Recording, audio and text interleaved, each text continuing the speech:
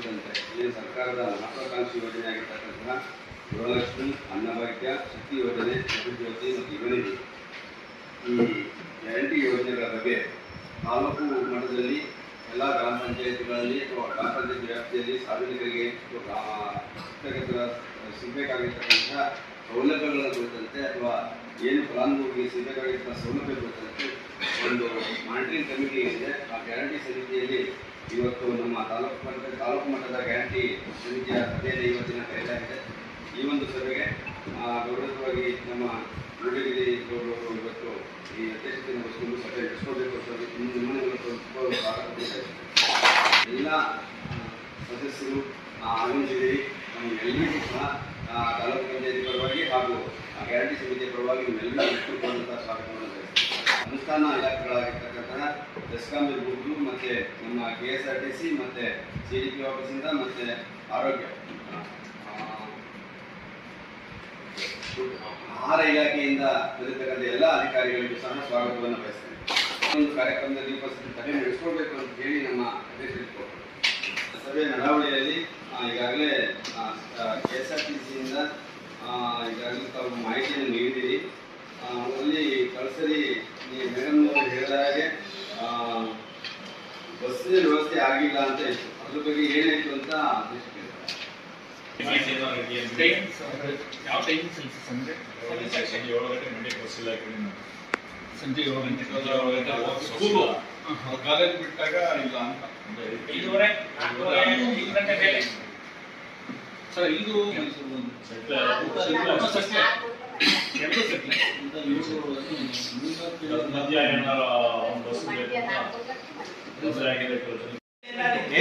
ಇವನೇ ಮಾಡ್ತಾನೆ. ಆಕ್ಚುಲಿ ಅವರು ಗೌರ್ಮೆಂಟ್ ಎಂಪ್ಲಾಯ್ ಆಗಿ ಅವರು ಕಾರ್ಡ್ ಇದ್ದಾರೆ, ಕಾರ್ಡ್ ರನ್ನಿಂಗ್ ಇದೆ ಅಂತ ಅಂದ್ರೆ 1 kgಗೆ 34 ರೂಪಾಯಿ 40 ಪೈಸೆಗೆ ದಂಡ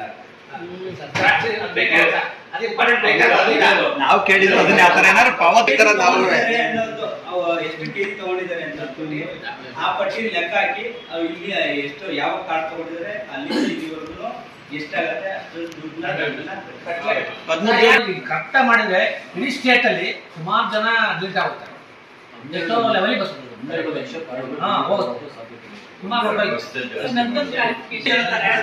ಅವ್ರ ಮಕ್ಕಳು ಕುಟುಂಬ ಹೊರಗಡೆ ಸೆಟ್ಲ್ ಆಗಿರ್ತಾರೆ, ಆದ್ರೆ ತಂದೆ ತಾಯಿನ ಅವ್ರೇನ್ ನೋಡ್ಕೋತಾ ಇರಲ್ಲ. ಅವ್ರ ತಂದೆ ತಾಯಿಯಲ್ಲಿ ರೇಷನ್ ತಗೊಂಡು ಇದ್ ಮಾಡ್ತಿರ್ತಾರೆ. ಈಗ ಈ ಮಕ್ಕಳು ಕಟ್ತಾ ಇರೋ ಏನು ಇನ್ಕಮ್ ಟ್ಯಾಕ್ಸ್ ಕಟ್ತಿದ್ದಾರೆ ಹೋಲ್ಡರ್ ಅನ್ನೋ ಕಾರಣಕ್ಕೆ ಕಂಪ್ಲೀಟ್ ಆಗಿ ಈಗ ಆ ತಂದೆ ತಾಯಿ ಕತೆ ಏನು ಮೇಡಮ್? ಗೌರ್ಮೆಂಟ್ ಸರ್ಕಾರದ ನಿರ್ದೇಶಿಸಿದಂತೆ ಮಾಡಿದ್ದೀವಿ.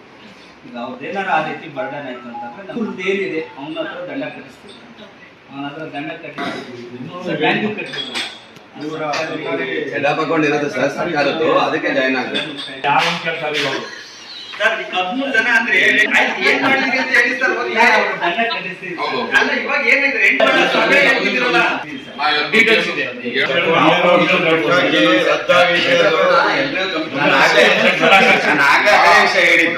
ನಾನು ಹೇಳಿದ್ದು ಅವಾಗ ಅದೇನೆ. ಇವಾಗ ಅವ್ರ ಹತ್ರ ಏನ್ ಮಾಹಿತಿ ಇದೆ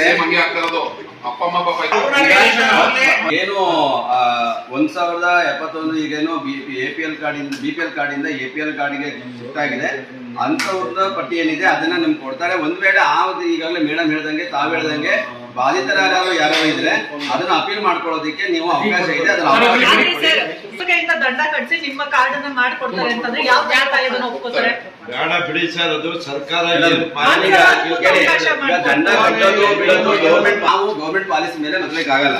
ಇವಾಗ ನಮ್ಗೇನಂದ್ರೆ ಅವ್ರಿಗೆ ಕೊಡ್ತಕ್ಕಂಥ ವ್ಯವಸ್ಥೆನ ಬೇಕಾದ್ರೆ ಇಲಾಖೆಯವ್ರು ಮಾಡ್ತಾರೆ. ಎಲಿಜಿಬಲ್ ಇರುವಂತವರಿಗೆ ಕೊಡುವಂತ ಅವಕಾಶ ಆಗ್ಲಿ, ತಂದೆ ತಾಯಿ ಕೊಡುವಂತ ಅವಕಾಶ ಇದ್ರೆ ಅದನ್ನ ಒಂದು ಅಟ್ಲೀಸ್ಟ್ ಮೊದಲ ಸಲಕ್ಕಾದ್ರೂ ಅದನ್ನ ತಡೆ ಹಿಡಿಯೋದಕ್ಕೆ ಪ್ರಯತ್ನ ಪಡೋದು. ಈಗ ಗೌರ್ಮೆಂಟ್ ದಂಡದ ಬಗ್ಗೆ ಸರ್ಕಾರ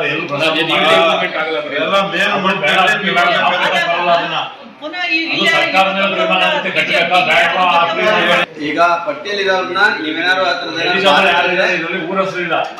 ಪೂರ್ಣ ಮಾಹಿತಿ ಕೊಡಕ್ ಹೇಳಿ ಸರ್. ಅಂಗಡಿ ವಯಸ್ಸು ಅದನ್ನ ಅವರು ಕಮ್ಯುನಿಕೇಟ್ ಮಾಡ್ಲಿ. ಅದ್ಮೇಲೆ ಹೆಡ್ಲೈನ್ ಹಾಕ್ಬೋದು. ಅದ್ಮೇಲೆ ಒಂದು ಹೆಡ್ಲೈನ್ ಊರು ಯಾವ್ದು ಏನೇ ಅಂತ ಇನ್ನೊಂದು ತಿಂಗಳು ಮುಂಚೆ ಕುಮಾರ್ ನಗರದಲ್ಲಿ 350 ಮನೆ ಅವೆ, ಕಡಿಮೆ ಅಂದ್ರೆ 450 ಕಾರ್ಡ್ ಇದೆ. ಅವರು ಪೂರ್ತಿ ಬೆಳ್ಳೂರು ಟೌನ್ಗೆ ಬರಬೇಕು. ಅಲ್ಲಿ ವ್ಯವಸಾಯ ಸಹಕಾರ ಸಂಘ ಎಲ್ಲರಿಗೂ ಒಂದೊಂದು ಸ್ವಲ್ಪ ಕಾರ್ಡ್ ಹಂಚಿದ್ದಾರೆ. ಅಲ್ಲಿದು ಒಂದು ಬ್ರಾಂಚ್ ಯಾವ್ದಾರ ಕೊಟ್ಟು ಒಂದು ಯಾವ್ದಾರ ಸೊಸೈಟಿಯವರು ಅಲ್ಲಿ ಬಿಚ್ಚಂಗೆ ಒಂದು ಇದು ಮಾಡಿಕೊಡಿ ಅಂತ ಮಿನಿಸ್ಟ್ರು ಲೆಟರ್ ಹಾಕಿದ್ದು ನಾವು ಹಾಕ್ತಿದ್ದೀವಿ. ಅದೊಂದು ವ್ಯವಸ್ಥೆ, ಯಾಕಂದ್ರೆ 3 ಕಿಲೋಮೀಟರ್ ಇದೆ. ಅದು ಎಲ್ಲರೂ ಬ್ಯಾಗ್ ಎತ್ಕೊಂಡು ಹೋಗೋಕ್ಕಾಗಲ್ಲ, ತೀರಾ ಸಮಸ್ಯೆ ಆಗ್ತಾ ಇದೆ.